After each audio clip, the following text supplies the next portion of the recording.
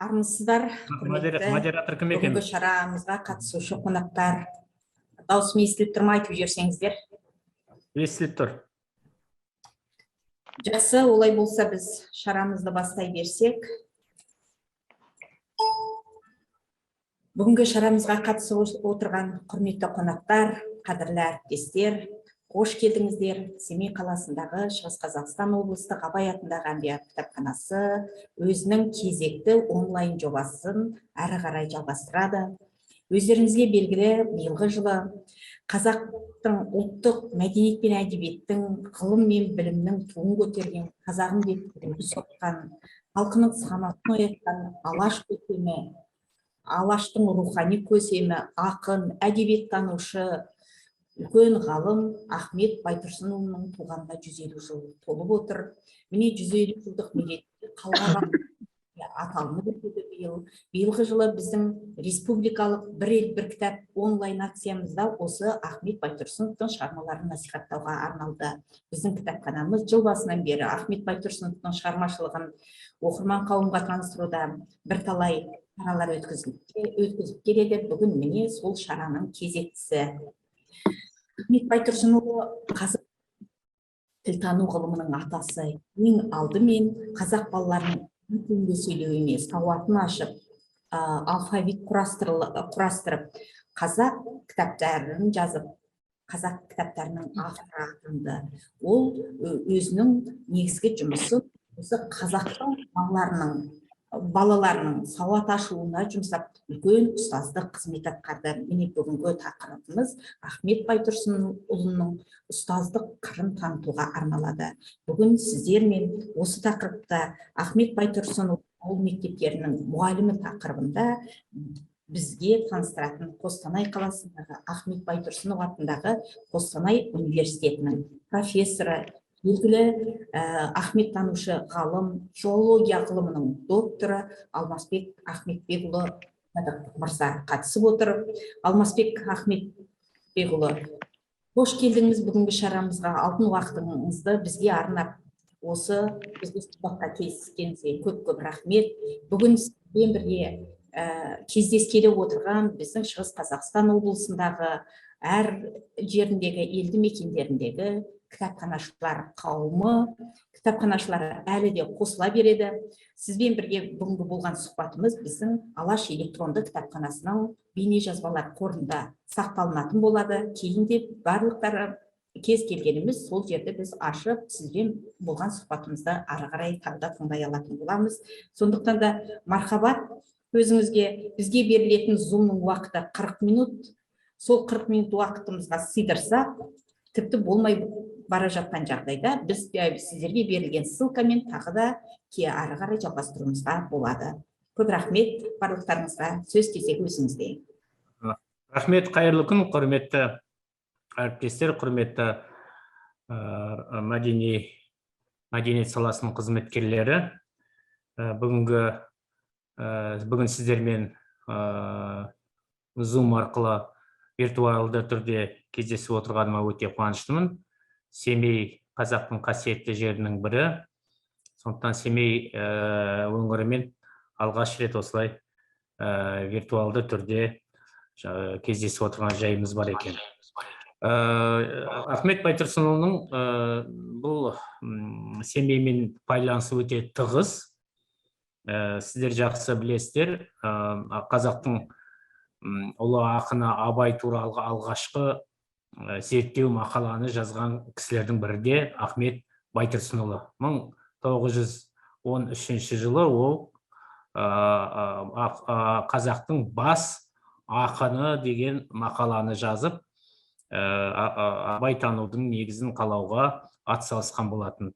Ал енді Алаш автономиясы құрылған кезде Орынборда 1917 жылы 13 декабрьде Алаш автономиясының астанасы етіп Семей қаласын белгіленген болатын. Семей қаласының бір бөлігін Алаш қаласы деп атап, соған Алаш автономиясының астанасын көшірген болатын. Сондықтан бұл символикалық мәнге ие.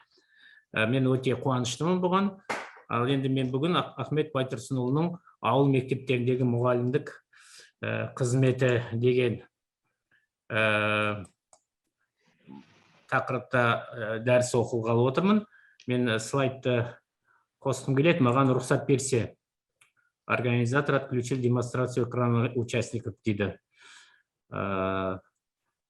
Мені қосса экранға шығуыма, слайд көрсетуіме. Жақсы, қазір қосады сізді. Бастай кетсең.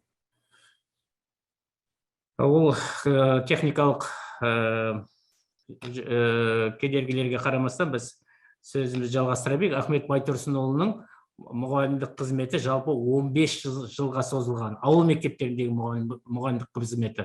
Бұл жерде мен ауыл мектептерде әдейі алып отырмын. Себебі Ахмет Байтұрсынұлы 1929 жылға дейін ұстаздық қызметі, 28 жылға дейін ұстаздық қызмет атқарған. Бірақ ауыл мектептерінен кейін бұл жоғарғы оқу орындарында профессор болды.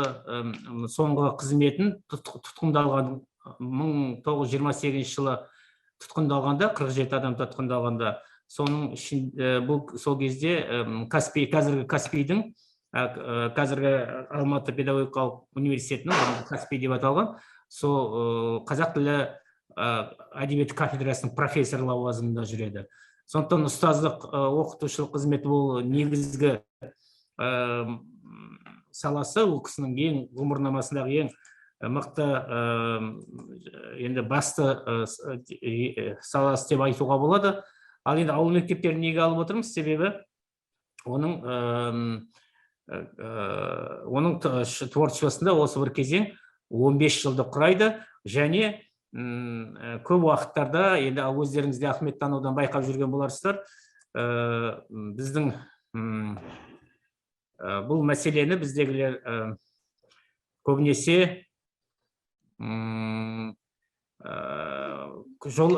айта бермейді. Себебі көп деректер бұл жағынан өте аз. Сондықтан болар біздің зерттеушілеріміз бұл мәселеге көп көңіл аудара бермейді. Сондықтан біз осы мәселені жеке тақырып етіп алып отырмыз. Енді қазір енді мен кіруге тырысайын.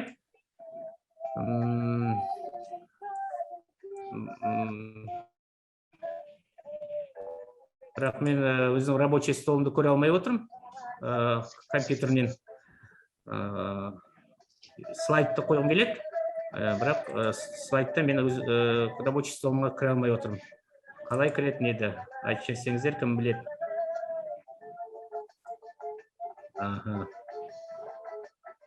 Так.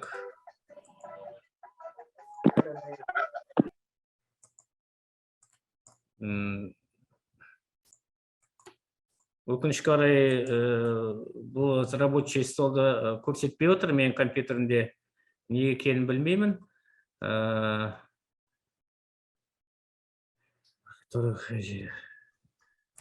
Енді осындай техниканың осындай нелері болады ғой енді.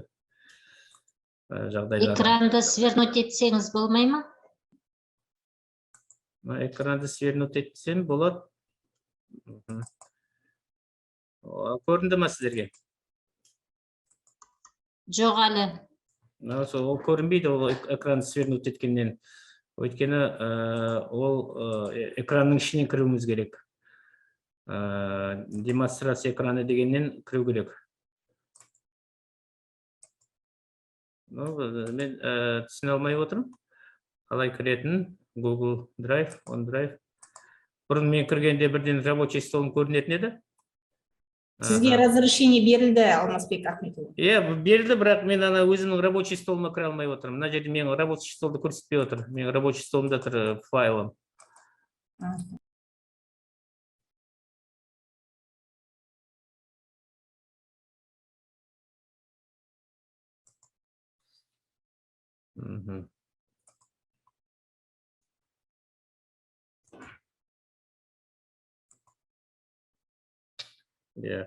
Жарайды, енді осындай нәрселер, техникалық нелер болады. Мен енді онсыз да сөйлей берейін. 1895 жылдан 1910 жылдың аралығында бұл кісі ауыл мектептерінде мұғалімдік қызмет жасады. Бұған дейін енді Ахмет Байтұрсынұлының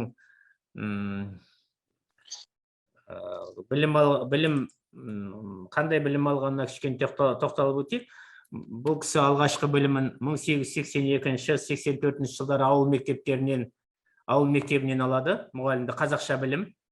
Өзінің автобиографиясында ол өзі жазады. 1882-84 жылдары ауылдан кездейсоқ адамдардан жаңағы ауыл мектебінен қазақша білім алдым дейді. Бұл енді қазақша білім деп отқан, бұл жерде араб әліпбиімен қазақтың балаларын кезінде сіздер жақсы білесіздер, сауатын ашқан болатын. Әрине дінмен аралас болды бұл оқу, дегенмен де қалай болғанда сауат ашу. Сондықтан 1882-84 жылдары бұл кісінің, біз айтып кетуіміз керек, қазақша білім алғанын айтуымыз керек, міндетті түрде. Ал енді оның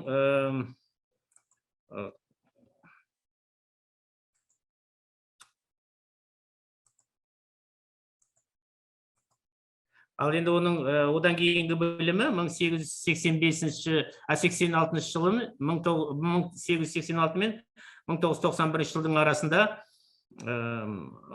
Торғайдағы 2 класстық уездік мектепте жалғасын тапты. Бұл орыс қазақ мектебі. Жалпы біздер жақсы есімізге сақтап қалуымыз керек. Ыбырай Алтынсарин, Ахмет Байтұрсынұлы қазақтың алғашқы зиялыларының, атақты зиялылардың барлығы дерлік, айталық көпшілігі дерлік орыс мектебінде білім алды. Әрине алғашқы қазақша білім алды, одан кейін орыс мектептерінде білім алды. Оны тарихи қалыптасқан жағдай деп түсіну керек. Себебі сол біз қазақ даласы Ресейдің құрамына кірді. Ресей жаңағы орталықтандырылған жаңағы білім жүйесін қалыптастырды. Әрине оның басты тілі, басты мақсаты орыс тілінде білім беру. Міне алғашқы қазақ мектептерінің барлығы, айталық Ыбырай Алтынсарин оққан Орынбор мектебі, сосын кейін Ыбырай Алтынсарин мұғалім болып ашқан Торғай мектебі, бұның барлығы орыс қазақ мектебі. Неге орыс қазақ мектебі дейді? Себебі 4 пән жүргізілген. Сол мектепте соның 3-еуі орыс тілінде, 1-еуі қазақ тілінде жүреді. Қазақ тілінде жүретін пән татар тілі немесе қазақ тілі деп аталды. Ахмет Байтұрсынұлы осы Торғайдағы орыс қазақ мектебіне кіреді. Бұл кезде Торғайдағы мектеп уездік мектеп болатын. 1879 жылы Ыбырай Алтынсарин инспектор болғаннан кейін уездік болыстық мектеп және уездік мектеп деген деңгей жасайды. Бұрынғы әскери бекіністердегі бастауыш мектептерді, бір класстық бастауыш мектептерді 2 класстық уездік мектепке ауыстырады. Ал енді болыстардағы мектептерді 1 класстық бастауыш мектепке деңгей береді. Ал енді ар жағында Ыбырай Алтынсариннің болыстық мектептерді ауыл мектептеріне қарай кеңейту жоспары тұрады. Бірақ өкінішке орай ол кісі дүниеден өтіп кетеді. 1889 жылы, 1892 жылы қазақ даласында алғашқы ауыл мектептері ашылады. Бұл алғашқы ауыл мектебі Торғай облысының Қостанай уезінде Кеңарал деген жерде 1892 жылы алғашқы ауыл мектебі ашылады. 1896 жылға дейін Александр Васильев деген инспектор болған, Ыбырай Алтынсариннен кейін Торғай облысының 2-ші инспекторы. Сол кісінің исторический очерк русского образования Торғайской области деген кітабы бар. Сол кітабындағы дерек бойынша 1896 жылдың 1 январына дейін Торғай облысында 35 мектеп, ауыл мектебі жұмыс жасаған. Бұл мәселеге неге арнайы тоқталып отырмын? Себебі Торғайдағы білім алу ісі өзге өңірлерге үлгі болады. Сөйтіп, 1896 жылдардан бастап Семей, Ақмола облыстары, оны Сібір қазақтары деп атаған, Омскіден басқарылған. Ал Торғай облысы, Орал облыстары Орынбордан басқарылған. Сібір қазақтары, Сібір губернаторы осы Торғай облысында жүргізген білім жүйесін Ақмола, Семей облыстарына соны пайдалану керек деген, соның тәжірибесін пайдалану керек деген мәселе көтеріледі. Содан 1902 жылы Ақмола, Семей облыстарында жаңа лауазым ашылады. Халық мектептерінің директоры деген Алекторов оған директор болып қалады. Біз оны лекция барысымызда осы сәтке арнайы тоқталамыз. Қазіргі айтарымыз Торғай мектептері, Торғай облысында ауыл мектептері 1892 жылдардан бастап жандана бастады. 1891 жылы Ахмет Байтұрсынұлы Торғай уездік мектебін бітіреді. Уездік мектебі 6 жылдық болды, 2 класстан тұрады. Бірінші классы 4 жылдық, екінші классы 2 жылдық. Бәрін қосқанда 6 жыл.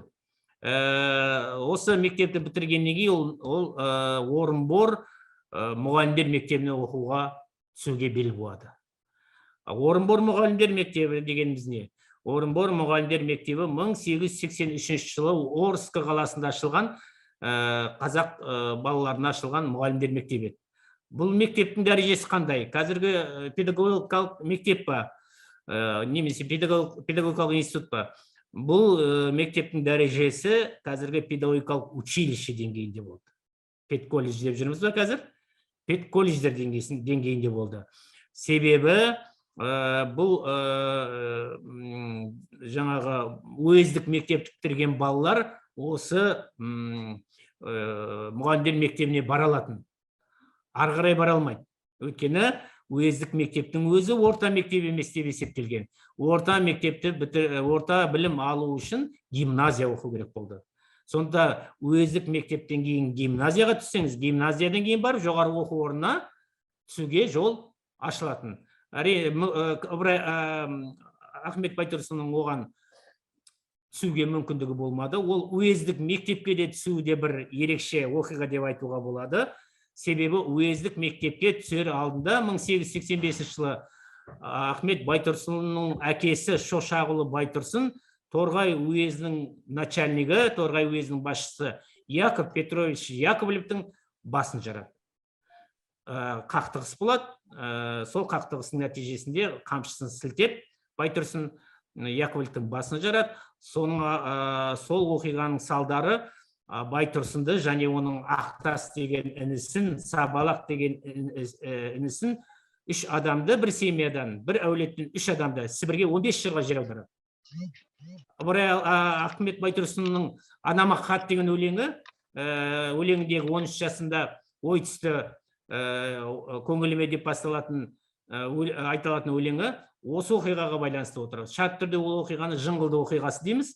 Осы Жыңғылды оқиғасында Ахмет Байтұрсынның әкесі осындай бүлік салады дейміз, тырнақша қалғанда. Сол енді неге айтып отырмын бұны уездік мектепке түсуінің? Уездік мектепке орыс үкіметінің ережесі былай еді. Алғашқы ережелердің бірі, алғашқы пункттердің бірі. Мектепке балаларды қабылдағанда үкіметке еңбегі сіңген кісілердің баласын алу керек. Бірінші кезекте. Үкіметке еңбегі сіңген адамдардың. Қай үкіметке? Орыс үкіметіне, әрине патша әкімшілігіне. Ал енді вакансия толмай қалған жағдайда басқа адамдардың балаларын алу керек деген ереже болатын. Енді қарап отырсаңыз, Ахмет Байтұрсынұлы неге келмей тұр, ережеге сәйкес болмай тұр. Әкесі не қылған? Үкіметке қарсы қол көтерген кісі, жер аударылып кеткен кісі, 3-4 ағайыны әртүрлі мерзімге сотталады. Жалпы 9 адам жазаға тартылады осы Жыңғылды оқиғасынан кейін. Бірақ енді бұл жерде бір мәселені айтып кетуіміз керек. Бізге құпия, жұмбақ қалай қабылданған, бәлкім вакансия толмағандықтан алған болар. Болмаса, Яков Петрович Яковлев деген уезд начальнигі, өзі сол Торғайда 30 жыл қызмет жасаған, алдымен бекіністің коменданты, кейін уезд орталық болған кезде, бекініс жойылып, уезд орталық болған кезде соның басшысы болып 30 жылдай қызмет атқарған кісі. Жалпы Ыбырай Алтынсаринмен өте жақсы қарым-қатынас болған. Ыбырай Алтынсарин оған мектептің атын берді. Торғайда өзі ашқан ремесленное училище дейтін қолөнер мектебін қазақтардың тұрмысын жақсы білген, замандастарының айтуы бойынша өте мейірімді сондай кісі болған. Енді бірақ өкінішке орай Байтұрсын мен екеуінің арасында не жараспады, Байтұрсын Шошақұлымен. Сонда осындай оқиға алды. Меніңше, менің өз зерттеуші ретінде қазір осы мәселе жөнінде арнайы кітапта жазып жатқан жайымыз бар, енді жалпы ұстаздық қызмет жолында. Соны менің байқауымша Яковлев өзі кешірім берген секілді. Мынау Сталинге тілеп жүретін айтылатын сөз бар ғой, әке үшін баласы жауап бермейді дегендей. Сол нәрсе сол Сталиннің тұсында емес, оның ар жағында да сондай ұғым шыққан болса керек деп ойлаймын. Сондықтан 1886 жылы әкесі сондай бүлікшіл жер аударған кісі болса да, Ахмет Байтұрсынұлы оқуға орыс қазақ мектебіне қабылданады. Өте ауыр болып дейді. Самарат Кәкіш деген ахаңның інісі бар, немере інісі, қолында өскен. Сол кісінің жазған «Ахаң туралы ақиқат» деген 90-шы жылдары жазған еңбегі бар. Алғашқы ақталған кезінде сондағы деректерге қарасақ, Ахмет Байтұрсыновтың интернатта жатып оқуы Торғай орталығында өте ауыр болған. Жалғыз шешесі болған, конфискацияға несі ұшыраған, өзі айтады, менің осы оқиғадан кейін біздің дүние мүлкіміздің бәрі тәркіленді деп. Қалай болғанда да Байтұрсын осы уездік мектепті бітіріп шығады. Кейін Мыржақып Дулаттың жазатыны бар ғой, ана Ломоносов сияқты Орынборға кездейсоқ кетіп баратқан жүргіншілерге еріп Орынборға барады деп.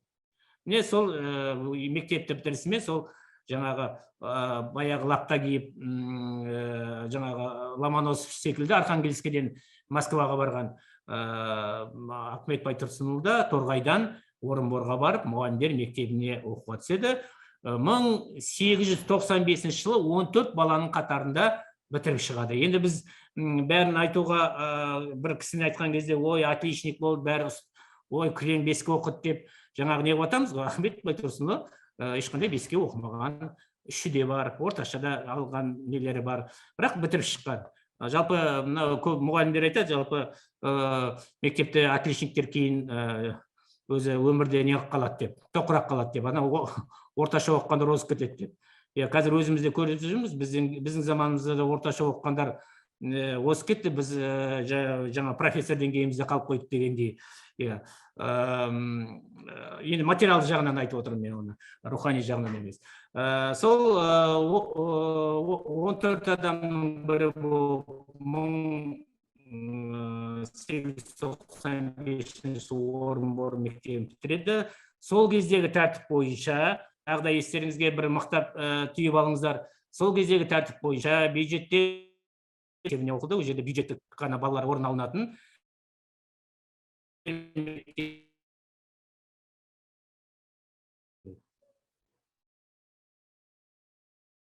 6 жыл. Советқа дейін түсті. Солай ғой, білесіздер. Сол 6 жыл отработкасын жасау мақсатында бұл кісі ауыл мектептерінде мұғалім болады. Ол кезде мұғалімдер солдат секілді, қайда бар десе, сонда барып қызмет жасайды. Сөйтіп 1895 жылы ол кісіні 1895 жылдың 1 июнінен бастап ол кісіні Торғай облысы Ақтөбе уезі Бестамақ болысының Арынғазиев мектебіне нөмір 2 ауылға жібереді. Бұл енді қазіргі Ақтөбе облысы Алға ауданының территориясы. Егер жаңа қазіргі географиялық жағдаймен айтсақ. Осы Бестамақ мектебі, бұл Арынғазиевтің мектебі деп аталады екен. Арынғазиев деген кісі біздің пайымдауымызша Арынғазы ханның ұрпағы.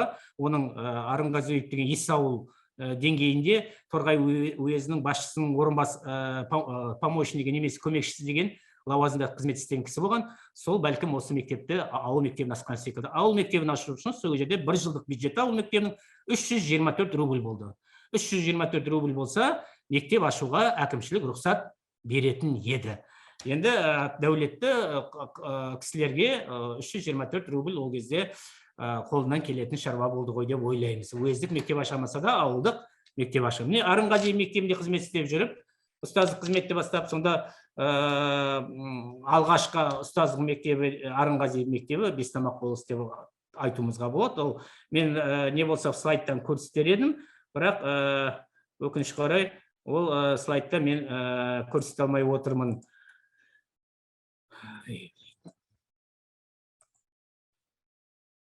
Слайдтан көрсете алмай отырмын. Ол Арынғазы мектебінің жаңа тіркелгендігі, сол жерге жазылған тарихи құжат бар. Енді Арынғазы мектебінде қызмет жасап жүріп, бұл кісі Тургайский газетаға киргизские приметы и пословицы деген алғашқы еңбегін жариялайды. Бұл 1895 жылдың қыркүйек айында жарияланады. Одан кейін 1896 жылы Бестамақ болысынан корреспонденция от Активинский уезда Бестамақский болысы деген мақала жарияланады. Бұның авторы Ахмет Байтұрсынұлы. Онда ол шешек ауруына, оспа ауруына қарсы вакцинация туралы мәселені қозғап, екпе егу керек қажеттігін жұртқа түсіндірмек болады. Қазақ жұртына ғой әрине. Ол фельдшерлік пункттардың ашылғандығына қуанады.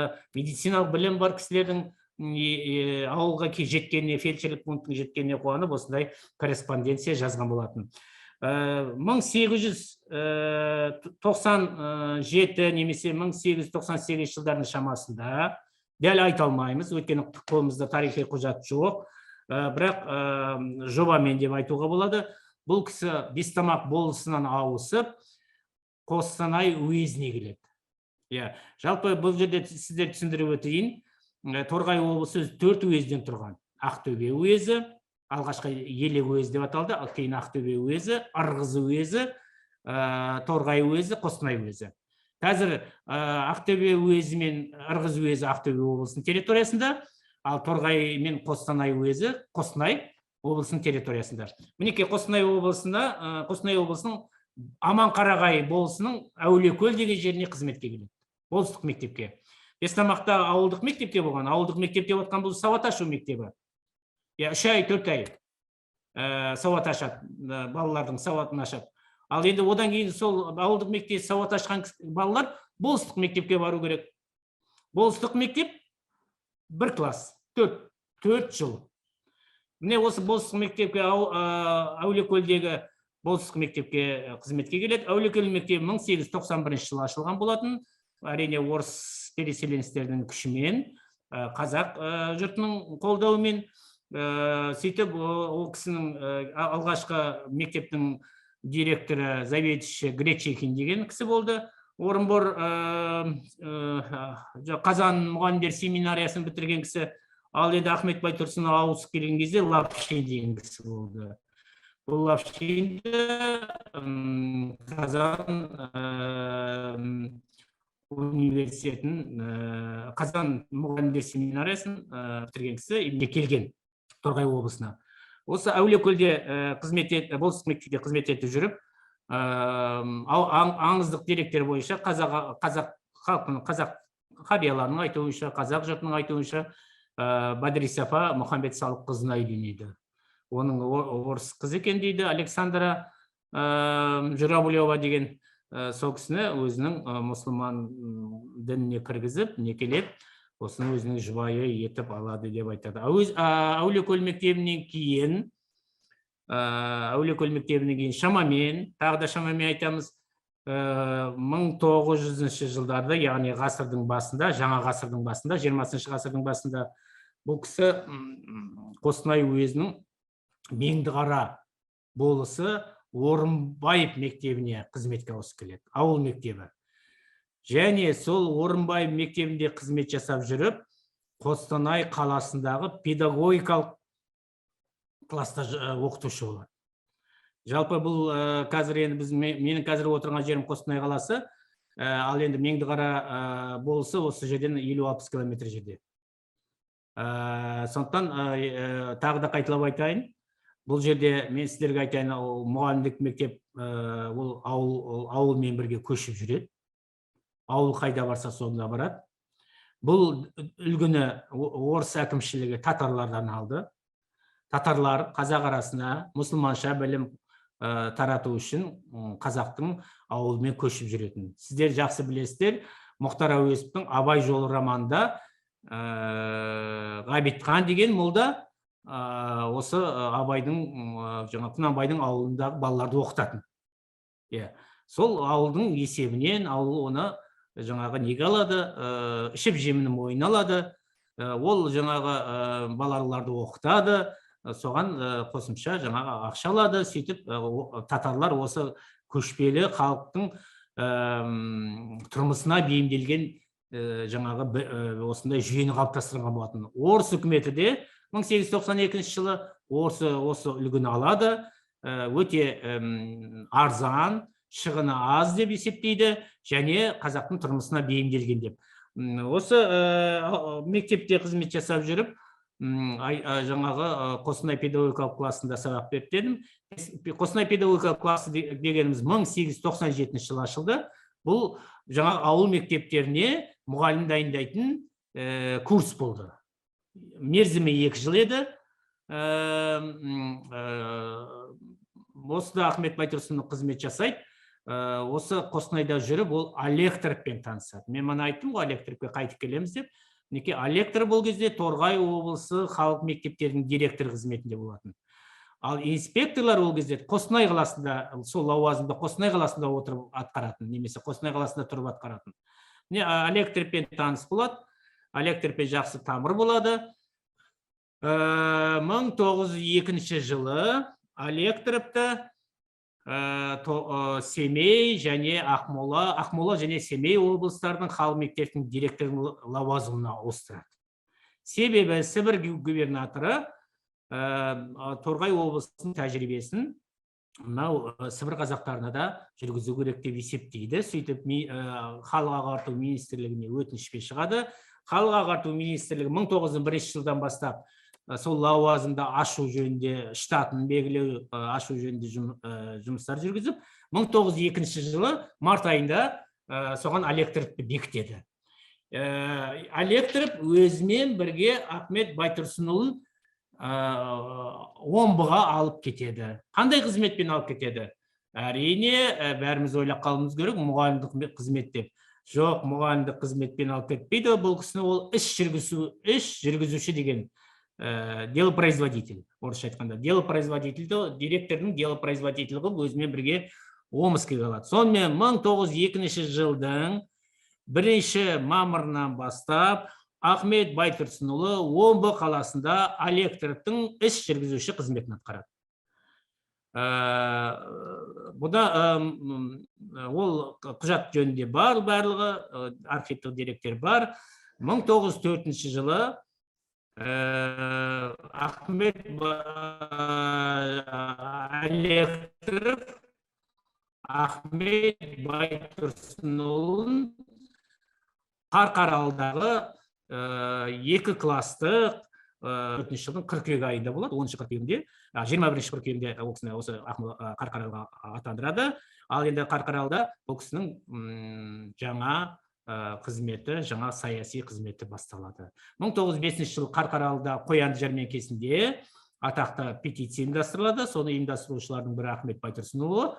Бұл осы іс үшін ол қудалауға ұшырайды. Ақыр соңында 1909 жылы Ахмет Байтұрсынұлын тұтқындап, Семей түрмесіне 9 ай түрмеге жабады. 9 ай отырғаннан кейін ол кісіні Орынборға жер аударады. Ахметұлы, кешіріңіз, өте тамаша, қызықты болып жатыр. Бізге берілген уақыт 1-2 минуттан кейін бітеді, сондықтан да қазір үзіліп қалады. Біз екінші рет қайтадан зумға кірсек. Барлық қатысушылар қайтадан кірулеріңіз сұрайды. Қайтадан кіру, сұрақтарыңызды дайындай беріңіздер. Мен не қылғанша мүмкіндігінше тезірек айтып жатырмын, себебі 40 минуттың ішіне үлгерейін деп ойлағам. Егер қайттан қосылып жатсақ, сұрақтарыңызға болып жатса, сұрақтарыңызға мен жауап беруге тырысамын. Әзірге үзілгенге дейін біз осы мәселені жалғастыра тұрайық. Семей түрмесіне 9 ай жатқан кезде Ахмет Байтұрсынұлы өзінің Әлихан Бөкейхан, осы Омбыдағы оның айтпақшы, Омбыда оның үлкен табысы Әлихан Бөкейханпен танысады, Ақбаевпен танысады, және Әлихан Бөкейхановтың қолындағы Абайдың шығармалар қолжазбасымен танысады. Ол өзінің кейін қазақтың бас ақын деген мақаласында 1903 жылы қолыма Абайдың өлеңдері түсті дейді. Кім арқылы түсті дейміз? Әлихан Бөкейхан арқылы оның қолына түсті. Ал енді соңғы кезде Сұлтанхан Аққұлы, Әлихан танушы Аққұлы, Әлихан Бөкейхановтың Потанинге жазған хатын тапты архивтен. Сонда Әлихан Потанинге Ахмет Байтұрсынұлы керемет мақтап, мықты ақын Иван Крыловтың мысалдарын аударып жүр. Соны қалай цензурадан өткізіп, басуға, яғни неден басып шығаруға, баспадан басып шығаруға көмек сұрайды Потаниннен. Және бір нәрсені айтып қояды. Бұл кісі сондай ақын болумен қатар керемет суретші дейді. Кезінде өзі Қазан жаққа барып, сол суретшілік мектепке түспек болған екен, бірақ қаражат жетпегендіктен ондай мүмкіндігі оған жүзеге аспаған деген сөзді айтады. Міне осы омбы кезеңінде Ахмет Байтұрсынұлы өзінің көп осындай жолдастар табады. Және Ахмет Байтұрсынұлының сол 40 мысалда 1909 жылы осы омбы Қарқаралы жерінде жүрген кезінде Санкт-Петербургта Әлихан Бөкейханның жәрдемімен жарық көреді. Сонда Қарқаралы кезеңі біздің енді қазіргі қалған минутымызда қайта қосылған уақытында осы кезеңді көбірек айтуға тырысамыз деп ойлаймын. Қарқаралыда қоян жәрмеңкесіндегі петиция ұйымдастырған үшін бұл кісіні тұтқындайды. Сөйтіп Семей түрмесіне жабады. Шамасы Қарқаралыда түрме болмаған секілді, түрме Семейде болған секілді. Осы Семей түрмесінде бұл кісі 9 ай жатады. Сот жоқ, тергеу жоқ. Тағылған кінә да негізсіз. Неге негізсіз? Өйткені 1905 жылы, сіздер енді бұрын қазақтың орыстың тарихын жақсы білдік қой, СССР-дің тарихын. 1905 жылы қаңтар оқиғасы деген болды ғой, кровавый январь деп орыстар айтатын. Сол революция, алғашқы орыс революциясы. Сол 1905 жылы сол революциядан кейін патша үкіметі 17 октябрьде монарх патша 17 октябрьде манифест жариялайды. Бізде қазіргі демократиялық не жариялайын деп жатыр ғой біздің президент. Демократиялық өзгерістер туралы наурызда сөйлеймін, күзде сөйлеймін деп жатыр. Сол секілді 17 октябрьде манифест жариялайды. Онда былай деп айтады: империяның құрамындағы барлық халық тең, діні, тілі тұрғысынан ешкім алаланбайды. Әр халық ұлттар өзінің тілін дамытуға құқығы бар, дінін, тілін дамытуға құқығы бар деген сөздерді айтады. Енді былайша айтсаңыз, бір жақсы демократиялық сөздер, істер. Сол неге сүйеніп біздің қазақ зиялылары, Әлихан Бөкейхан, Жақып Ақбаевтар, Ахмет Байтұрсынұлылар осы петицияны ұйымдастырады. Петицияға 18 мыңға жуық адам қол қойған дейді. Онда не сұрайды? Қазақ тілінде мектеп ашуға. Мен айтып отырдым, орыс мектеп, орысша, қазақша мектеп деп. Негізгі тіл орыс мектебінде, негізгі пәндер орыс тілінде жүрді. Ол мен айтып өтейін, алғашқы мектептерде қандай пән жүргізген? Орыс тілі, чистое писание, арифметика дейді. Үшеуі орыс тілінде жүретін, біреу ғана қазақ тілінде жүретін. Байтұрсыновтар айтты, балаларды қазақша оқытуға мүмкіндік беріңіз. Дін мүфтият ашуға рұқсат беріңіз. Өзі қазақтың дін мүфтияты болсын, дін ісі. Газет ашу, газет шығару деген мәселелер, баспасөз. Міне осы мәселелерді петиция етіп жариялайды. Патша үкіметінен тікелей тиісе алмайды, себебі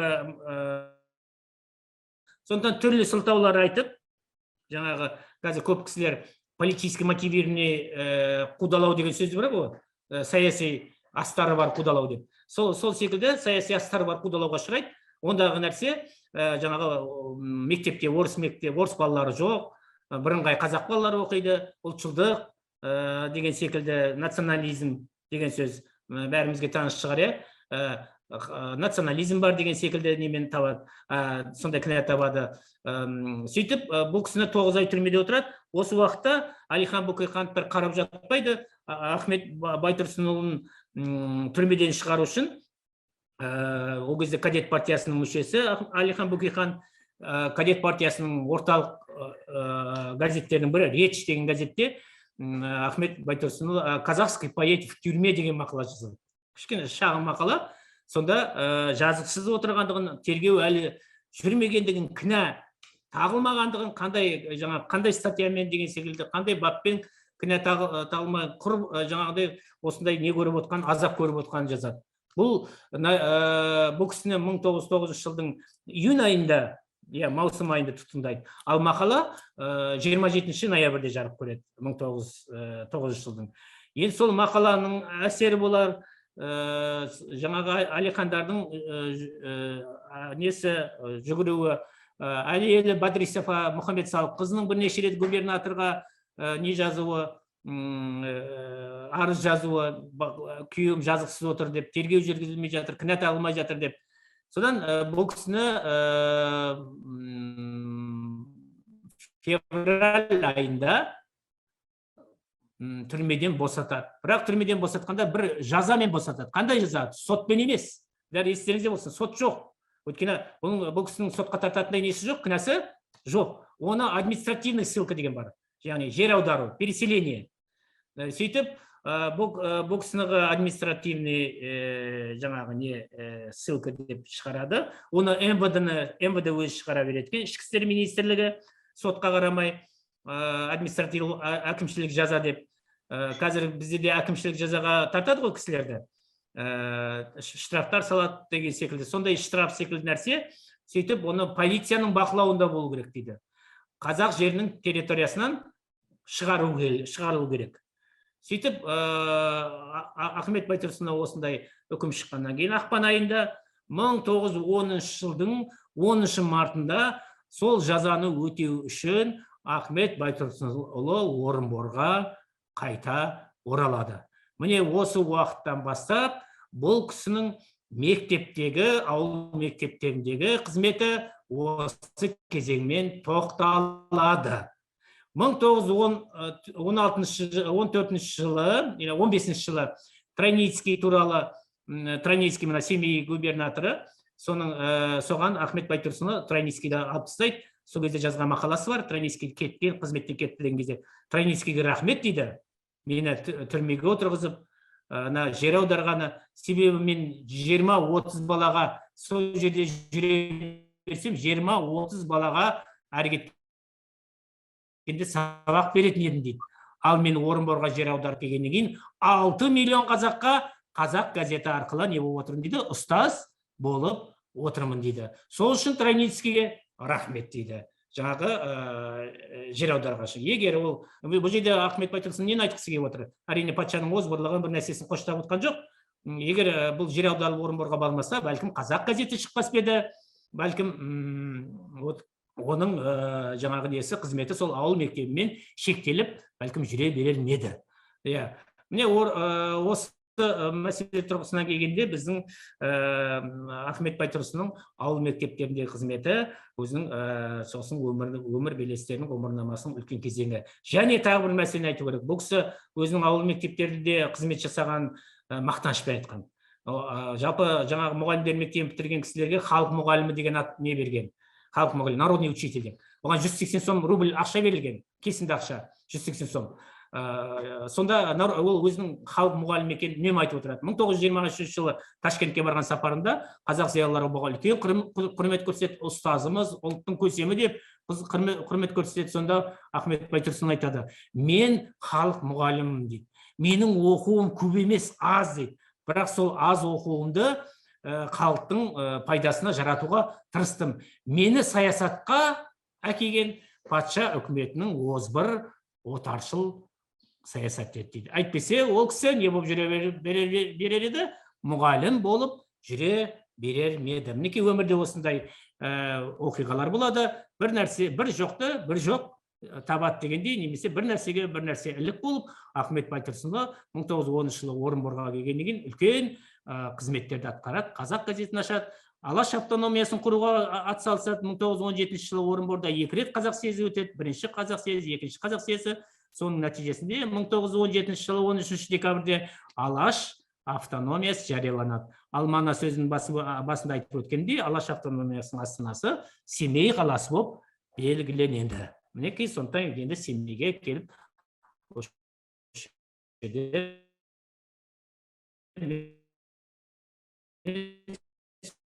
сөзімді. Менде мына бір сұрақ болып тұр, жаңа өзіңіз айттыңыз ғой, Әлихан Бөкейхан түрмеден шығарып алу үшін мақала жазды, казахский поэт түрме деген. Сол мақала бүгінгі күнге дейін сақталынған ба? Слайдты көрсетемей отырмын ғой. Петербургке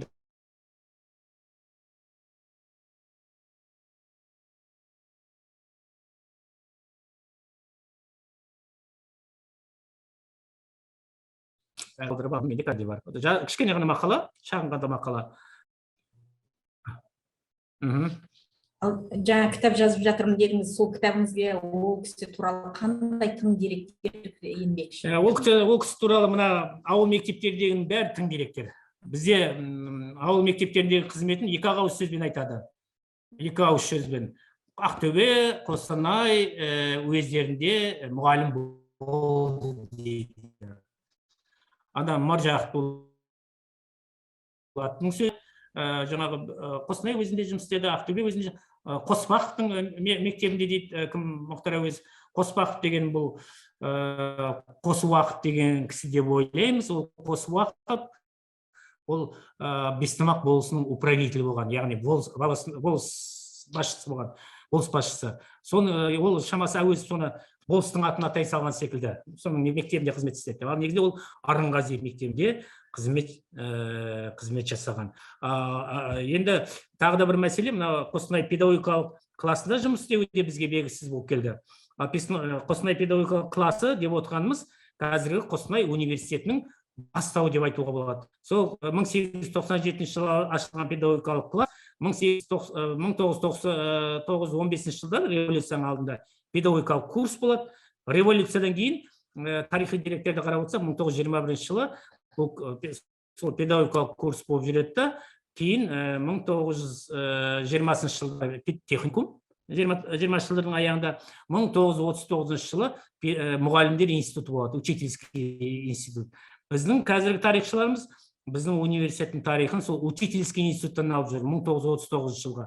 Ал оның ар жағын есептемейді. Неге есептемейді? Себебі біздің тарихымыз көп тарихшылар кеңестік дәуірдің несімен жазады. Коммунистердің, большевиктердің несімен жазады. Жаңағы тарихымен жазады. Большевиктер келді, немесе кеңес үкіметі орнады, жаңағы не пайда болды деген секілді институттар пайда болды. Мәселе меніңше онда емес. Мынау Гарвард деген университет бар, атақты. Көп жұрттың арманы Гарвардта оқу. Американың президенттерінің бәрі сол Гарвардта оқыған дейді. Сол Гарвардтың алғашқы басталған колледжден басталған, және діни колледжден басталған. Бірақ Гарвард оған қомсынып, жаңағы не қылмайды, біздің бастауымыз сол университетінде мен бұл туралы абай газетте мақала жаздым. Біздің университеттің тарихын 1897 жылы Қостанай қаласында ашылған Қостанай педагогикалық кластан бастау керек деп. Деректі қайдан айтып алып отырмын? Архивте бұл мен бір құжатқа кездестім, ол студентіне және 17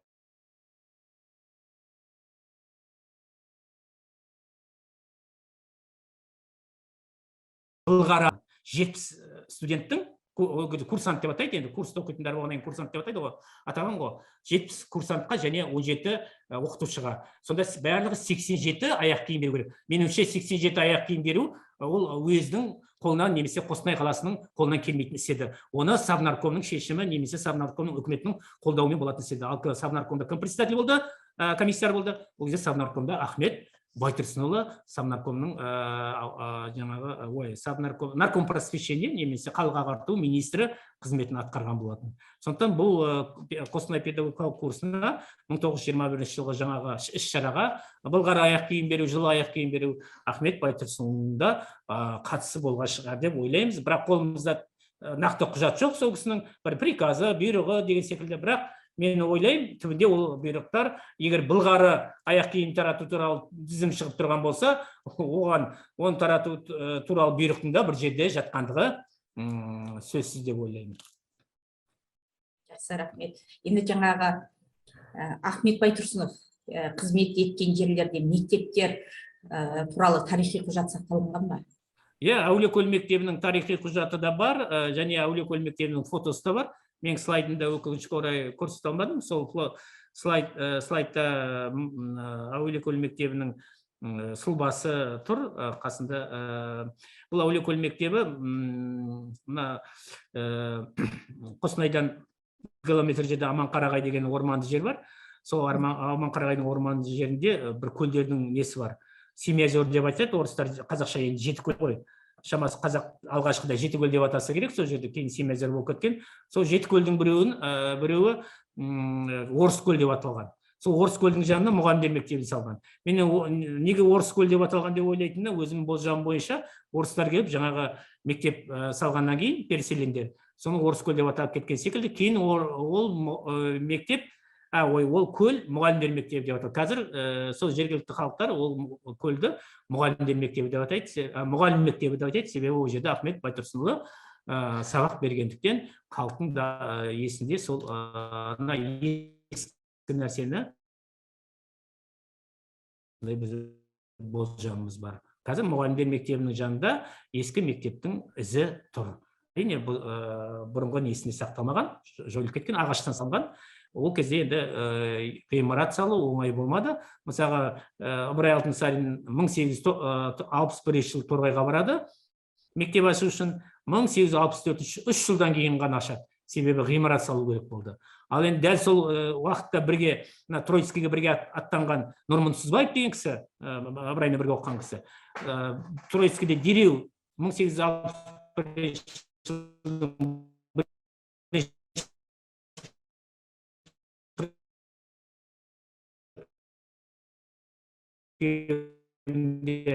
Торғайда ондай мүмкіндік болмайды. Ғимарат. Енді қазақ ғимарат салуға ақыласы болмау, киіз үймен көшіп қонып жүрген. Сондықтан осындай жағдайларды ескерміз керек деп есептеймін. Жақсы, жаңа мектептің ізі тұр дейсіз. Сол мектепке реставрациялау жұмысы, немесе музей ашу жұмысы қарастырылған? Ол мектепті реставрация жасауға жатқан жоқ. Ол мектепте қазір енді жаңа мектеп салынды. Жаңа неге сай, талапқа сай. Сол мектепті сол Ахмет Байтұрсынұлының атын беріп, сол мектепті не қылады деп ойлаймын. Өткен жаңағы Орыскөлдің жанындағы не жойылған. Ол жерде адам тұрмайды қазір. Ана жұрттар көшіп кеткен, компактны сығымдалған нелер поселка. Сөйтіп, ана Орыскөл немесе мұғалім көлі ол қазір ауылдың шетінде сыртта тұрған жер. Мен жалпы сіз енді Ахмет Байтұрсыновтың мұғалімдік қызметін зерттеп жүрсіз ғой, сізде мынандай ақпарат бар ма? Жалпы біздің елімізде Ахмет Байтұрсынов атында қанша мектеп бар? Ондай ақпарат жоқ. Енді мен ойлаймын, әрбір облыстарда 1-2 мектептің атауы бар шығар деп ойлаймын, кемінде. Мысалға, біздің бір қызығы Қостанай қаласының өзінде бұл кісінің мектебі жоқ екен. Соның атындағы мектеп жоқ екен. Неге мектеп жоқ? Енді Қостанай қаласында да қазақ мектебі көп емес. Орыс мектеп көпшілігі. Сол аз мектептерде біздің ақындарымыздың, жазушыларымыздың есімдеріне беріп қойған. Сырбай Мәулен, Ғафу Қайырбеков деген секілді, Манаш Қозыбаев деген секілді. Бұлар бергіде өмір сүрген кісілер. Бізде бір қазақта бір не бар, артында жоқтаушысы болмаса, іс оңға баспайды. Ахмет Байтұрсынов артында жоқтаушы жоқ, бұнда ұрпақ жоқ. Ұрпақтары бар, енді жиендерінен шыққан, бірақ ол кісілер енді басқа салада бұған неғып жүрген жоқ деген секілді, жанасып жүрген жоқ. Ал енді жаңағыдай Мәуленов, Ғафу Қайырбековтердің балаларының бәрі қызметте болды. Олар әрине әкелерінің есімін жаңа қазақ мектептеріне берді. Бұл менің өз басым, жеке ойым. Бұл кісілер әкелерін сөйлегеннен бұрын Ахметті сөйлегені, болмаса Шоқанның атында да не жоқ екен, мектеп жоқ екен бізде. Қостанайда Шоқанның туған жері, Қостанай облысының территориясы Қышмұрын бекінісі маңайы дейді. Шоқанның аты жоқ екен, тек қана Ыбырайдың атында ғана мектеп бар. Оның өзі де Ыбырай өзі мектеп салғаннан кейін, сол мектептің негізін қалағаннан кейін сақталып қалған ба деп ойлаймыз. Жалпы қоғамдық қор бар ма Ахмет Байтұрсынов? Ахмет Байтұрсынов қоғамдық қоры Алматыда бар. Оның кім, Самұрат деген, жаңа мен не айттым ғой, естелік жазған кісі, Самұрат Ахан туралы ақиқат деген кітап жазған кісі. Соның баласы Серік деген, Серік Кәкішев деген баласы бар. Сол баласы жаңағы әкесі Самұрат құрған кезінде қорды, 91 жылдары әкесі қалғаннан, дүниеден өткеннен кейін қазір Серік Самұрат деген, Кәкішев деген жігіт соған жетекшілік етеді дейді Ахмет Байтұрсынов атындағы қорға. Бірақ ол жұмыспен біздің оның қордың несімен біз ешқандай хабарымыз жоқ. Частный қор, жеке қор, анау Алматыдағы музей сол қормен бірлесіп жұмыс жасап келе жатыр. Жақсы, Алматыдағы музей биыл Ахмет Байтұрсыновтың 150 жылы қарсаңында үкіметтің қарауына өтті. Сол Серік Кәкішевтің қолынан кезінде әкесі жекешелендірген ғой ана үйді. 90 жылдары жаппай жекешелендіру болған кезде. Сөйтіп, соның меншігінде болған, сол кісінің меншігінен келісіммен алынып, қазір үкіметтің меншігіне өтті. Мемлекеттің қарауына өтті. Мемлекеттің қарауына өткендігі бәрімізді қуантып жатыр. Енді алда талай істер бар. Жаңағыдай мысалы мектептің ізі ғана қалды деп тұрсыз. Ондай тарихи мекендер үлкен бір мемлекеттік қарауға өтіп, кейін бір музей болатындай бір дәрежеге жетсе екен деген үміттеміз біз бәріміз. Алмасбек Ахметұлы, осы жерде біз сізбен жақсы бір әңгімемізді үзсек, жақсы бір тарихи, бір танымды шара болды. Сізге көп-көп рахмет. Біздің оқырмандарымызға біз білмейтін тың ақпараттарды бердіңіз. Мына жерде өзіңізбен бірге жүздесіп отырған тек қана Шығыс Қазақстан облысының кітапханашылар қауымы ғана емес, бірқатар біздің алаштанушы ғалымдарымыз, Нұрсахан Ахметқызы апайымыз қатысып отыр, Әбдіжәлел Біләл Бәкір ағамыз қатысты, жаңа тағы да өзіміз танитын осы семейдегі ғалымдар қатысты. Сондықтан да барлықтарыңызға көп-көп алғысымды айтамын. Бұл онлайн алаш жобасы әр сәрсенбіде өтеді. Сондықтан да келесі сәрсенбіде сіздермен кездескенше сау саламатта болыңыздар. Келесі сәрсенбінің сәтінде біз Әбдіжәлел Бәкір ағамызбен осындай бір тамаша бір әңгіме құрмақпыз. Нұрсахан Ахметқызы, бірдеңе айтқыңыз келіп отыр ма? Сіздің дауысыңыз естілмейді, микрофоныңыз қосылған жоқ. Саламатсыздар ма? Ахмет Байтұрсынов атындағы мектеп Қарағанды қаласында бар. Осыдан 5 жыл бұрын ашылды. Бұрын 41-ші мектеп болатын. Қазір Ахмет Байтұрсынов атындағы мектеп. Біздің университет сол мектеппенен тығыз шығармашылық байланыста. Сонда біздің кафедраның филиалын аштық. Екіншіден, осыдан 2-7 бұрын Қарағанды университетінің жариялаған гранттық конкурсында мен бастаған 4 ғалым Ахмет Байтұрсыновтың жаңағы грантын жеңіп алдық. 7 миллион 500 мың ақша. Сол ақшаменен біз Ахмет Байтұрсынов туралы үлкен ғылыми зерттеу жұмыстарын бастап кеттік. Енді қостанайлық бауырларымызға көп-көп рахмет. Ахмет Байтұрсынов атындағы мектеппенен тығыз байланыс жасап, осы келесі сәрсенбіде, егерде осындай бір мүмкіншілік болса, жаңағы Ахмет Байтұрсынов атындағы мектептің де қосылуын жаңағыдай білмей қалды. Олар бүгін қосылатын еді. Көп шаралар сол мектепте дайындалып жатыр. Рахмет бүгінгі дәрісіңізге. Мынау Қарқаралыға қалай келгендігі жөнінде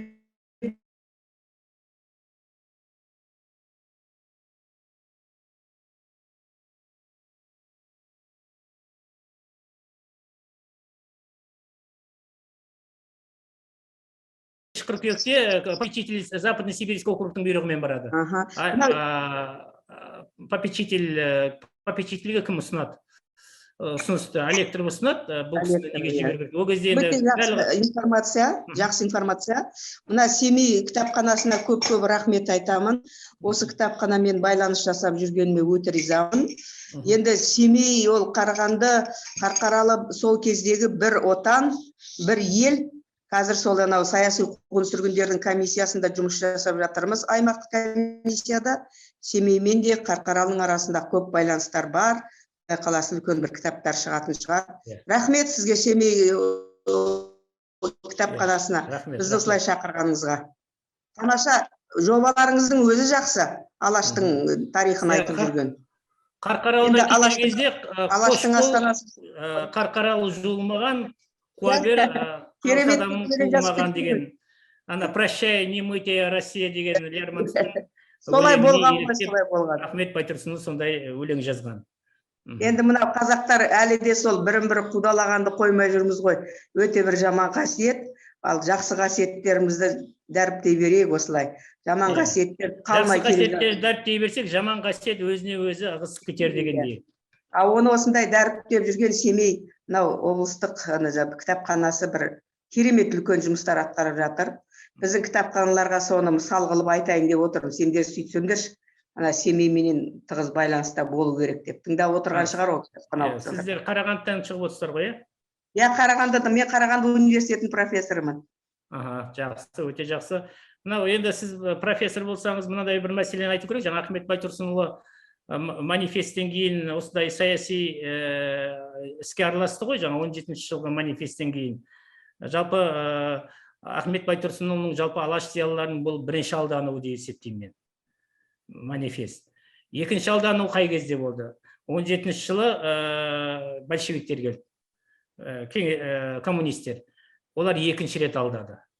Бәрі дұрыс болады, не болады деп. Үшінші рет қазақтың алдануы желтоқсан оқиғасында болды. Горбачевтың перестройкасынан кейін. Төртінші алдау 30 жыл кеше өтті. 5 қаңтарда аяқтадық сол 30 жылды. Ендігі алдау бола ма? Әлде қазақ солай айтқан жолға, ахаңдар айтқан жолға түсе ме? Ол да үлкен сұрақ болып тұр ғой деп ойлаймын. Ол түседі. Сол алдаудың жартысына 50%, 51% өзіміздің кінәміз бар ғой. Әлі ояна алмай, баяғы масаның тағдырын әлі өзімізге сезінбей жүрген біздің өзіміздің кінәліміз ғой. 30 жыл осы сізбен біз кімді тәрбиелегенімізді білмей қалдық кешегі жағдайда. Сондықтан экономикадан бұрын адамның бірінші рухани байлығында кемшілік жіберген біздердің де кінәміз бар деп ойлаймын. Енді оны біз қайтадан бізден кейінгі ұрпақта біздер де енді оны қайталамайтын боламыз. Еліміз жақсы болады, оған 100% сену керек. Оны сол жастарға осылай сендіру керек. Не жаман, егер шекарамыз шегенделмеген болса, қазіргі Украинаның жағдайын кешіп отырар едік, сондай жақсы дүниелерді бөліп айтып жүрген дұрыс шығар. Енді ешкімді алдай алмайды. Алдай алмау үшін біз өзімізді түзеуіміз керек. Ана Ахмет атамыз айтады ғой. Анау жақсы болу үшін не болу керек? Кәсіби профессионал болу керек. Мұғалім өзінің сабағын дұрыс берсін, етікші етігін дұрыс тігу білсін деп. Сонда біз өзіміздің саламызда профессионалдық бір жұмыстарымызда кемшіліктер жібердік. Соның салдарынан да осылай болып жатыр. Билік басындағыларға соған өзіміз мақтауды айтқанда өзіміз даттауды да енді айтудай айтып жатырмыз. Бірақ қалай болғанда да тәуелсіз еліміз амандық болса біз бұны жеңеміз. Сабақ алдық деп ойлаймын. Ал сабақ алмасақ тағы да 50% қарапайым халықтың ішінде ұстаздардың кінәсі мықты болады. Ұстаздың тәрбиесінен кеткен дүние деп ойлаймын. Мен сол ана кемшілікті өз атыма да қабылдаймын. Өйткені менің кінәм деп ойлаймын. 30 жыл мен кімді тәрбиеледім? Қалай дұрыс тәрбие бермедім? Сонан кетіп жатыр деп ойлаймын. Жақсы, рахмет. Мынау дискуссияңызға рахмет, талай ой тастадыңыз. Информация к размышлению жасап отырмыз. Рахмет. Жақсы, рахмет. Алмасбек Ахметұлы, сізге тағы да алғысымызды айтамыз. Уақытыңызды бөлдіңіз. Тым жақсы деректер алдық дейміз. Осы жерде отырған кітапханашылар қауымы осындай жақсы тың деректерді ары қарай өздерің насихаттаңыздар. Бұл бейне лекция біздің Алаш электронды кітапханасының қорында сақталынады. Былтырдан бастап өткізіп келеміз. Осы лекциялардың бәрі 30-дан артық лекцияны сіздер біздің кітапхананың қорынан алыңыздар. өздеріңіздің жұмыстарыңызға пайдаланыңыздар. Кеше біздің халқымыз үшін аянбай еңбек етіп кеткен біздің қоғамның қайраткерлерін біз ұмытпауымыз керек, дәріптеуіміз керек. Жақсы, барлықтарыңызға көп рахмет. Еліміз аман, жұртымыз тыныш болсын, тәуелсіздігіміз тұғырлы болсын. Кездескенше күн жақсы. Рахмет. Сау болыңыздар. Сау болыңыз.